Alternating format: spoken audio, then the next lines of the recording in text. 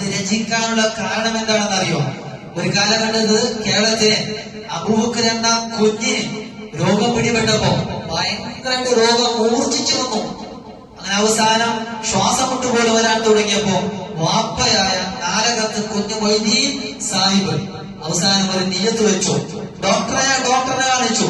Doctor കൈവിട്ടുപോയപ്പോ Nalakath കുഞ്ഞു മൊയ്തീൻ സാഹിബ് ഒരു നിയത്ത് വെക്കാം, അല്ലാഹുവേ ഈ മിസ്രിൽ ഈജിപ്തിൽ അന്ത്യവിശ്രമം കൊള്ളുന്ന നഫീസത്ത് ബീവിയുടെ പേരിൽ ഞാനൊരു മധു ചൊല്ലിക്കോട്ടെ. അങ്ങനെ ഇദ്ദേഹം എഴുതാൻ തുടങ്ങിയതാ. ബിസ്മിയും ഹംദും സലാത്തും നൽസലാമും മുന്നേ ബിള്ളിനെ ഫീസത്തുമാല ഞാൻ തുടങ്ങും മുന്നേ എന്നിങ്ങനെ എഴുതി സുബ്ഹാനല്ലാഹ്. അവസാനമാകുമ്പോഴേക്കും ഡോക്ടർ പോലും കൈവിട്ടുപോയ കേസ് മകൾക്ക് പൂർണ്ണമായ ശിഫ കിട്ടുകയുണ്ടായി.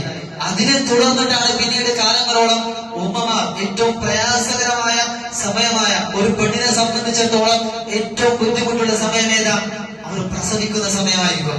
അതുകൊണ്ടാണ് പണ്ടൊക്കെ പ്രസവിക്കുന്ന സമയത്ത് പ്രസവ വേദന വരുമ്പോ തൊട്ടപ്പുറത്ത് ഉമ്മയിൽ നിന്ന് പാടാൻ തുടങ്ങും, നഫീസത്തുമാരെ പാടാൻ തുടങ്ങും. ഒരുപക്ഷെ ഇന്നത്തെ ഒരു ജൻസി കുട്ടികൾക്ക് അറിയണമെന്നില്ല, പണ്ടത്തെ ഉമ്മമാർക്കെല്ലാം അറിയാം.